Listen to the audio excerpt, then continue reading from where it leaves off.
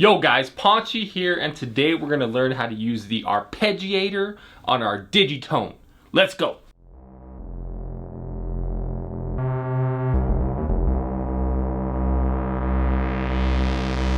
Alright guys, so I have a chord here in step 1 that I inputted using the live recording.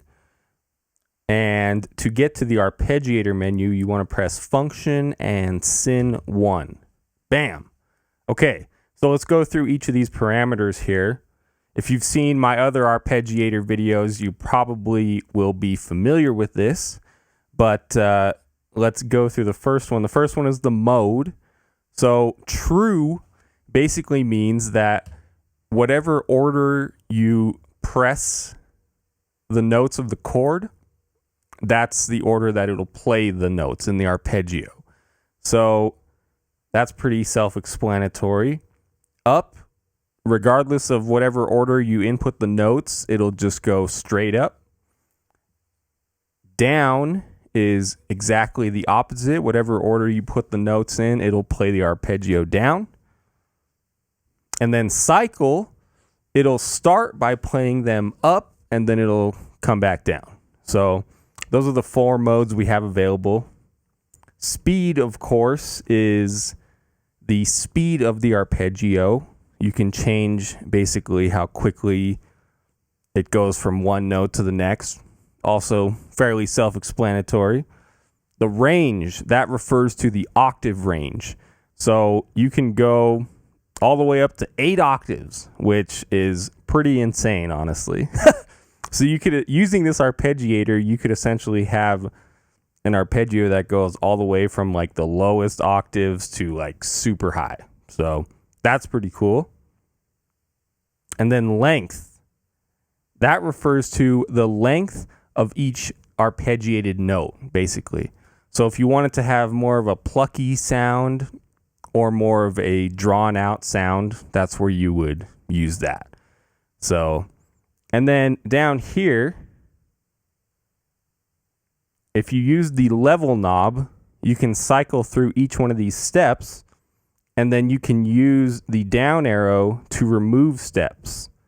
So that will actually, to me, that's like one of the most important things about making an arpeggiator sound a little less bland and not so boring, is removing the steps. Because as you may have heard, sometimes it's about the notes that you don't play rather than the notes that you do play. So I'm a firm believer in that one for sure. So we can take out some steps. And then if you look over here, we have another length parameter using data entry knob F. Now what this length refers to is the actual length of the arpeggio. Now you can make it so the length of the arpeggio is just 8 steps, basically. So that's what you would do with that. So I'll leave it at 16 for now. And then the OFS, that refers to offset. So whatever note you put in, whatever chord you put in originally, you can use the offset using knob E to basically change the notes on the fly. Or it doesn't have to be on the fly, but to me that's the most useful thing, is you can have an arpeggio, and if you're playing live, you can come here and basically using the offset, you can change the notes of the chord on the fly without having to change the actual trig itself, which to me is super useful. So, okay, so this is what it sounds like.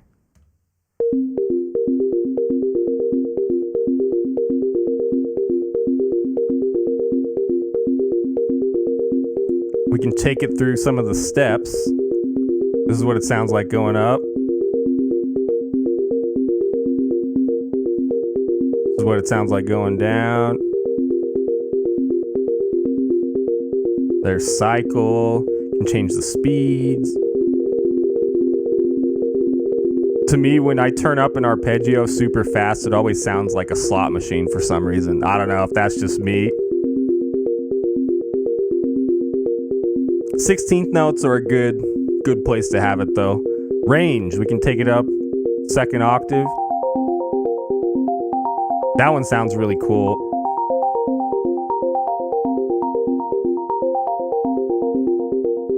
The cycle one sounds especially cool when you have multiple octaves. You can do it up to 3 octaves. You can mess with the lengths.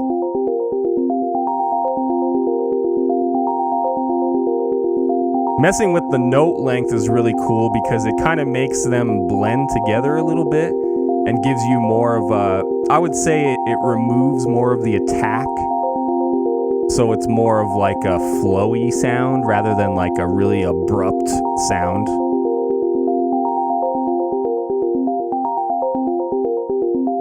Then we can change the length. Let's half it to 8 steps.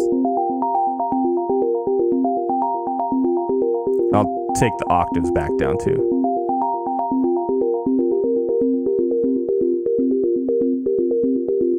To me, one of the coolest things I like about the arpeggio is you can get some really interesting polyrhythm stuff without having to change the actual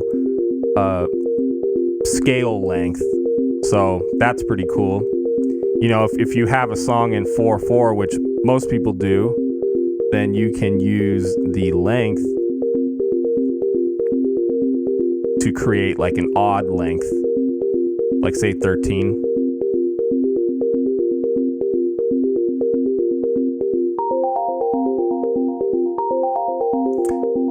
And then probably one of my favorite things is actually the offset. So let's listen to what it sounds like. I'm going to change the note of just the first step, which in this case is also the first note of the chord, which would be a C.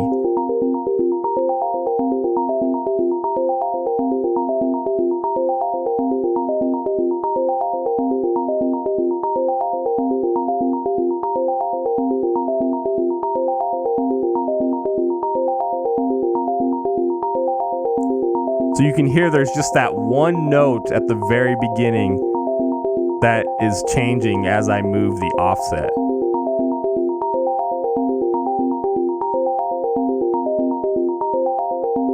And to me, that's super cool because using just the same arpeggio that you made initially, you can change so many different things about it. But in this case, you're specifically changing the notes. Again, you can use the level knob to change the step and then offset a different step. So you can clearly hear the note that's being changed, which to me is just so cool. This is what it sounds like. I have a little beat pulled up on my Digitakt over here off screen. So this is what it sounds like with a beat.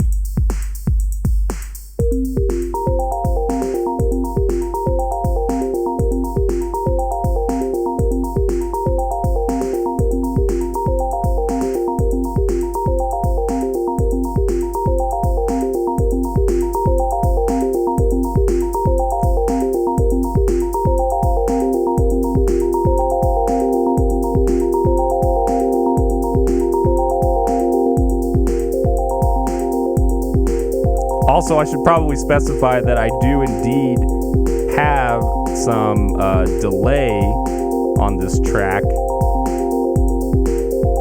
which is why it sounds extra spacey and flowy. But yeah, that's pretty much it. Hope that helps you guys. Thank you for joining me, and I will see you in the next video.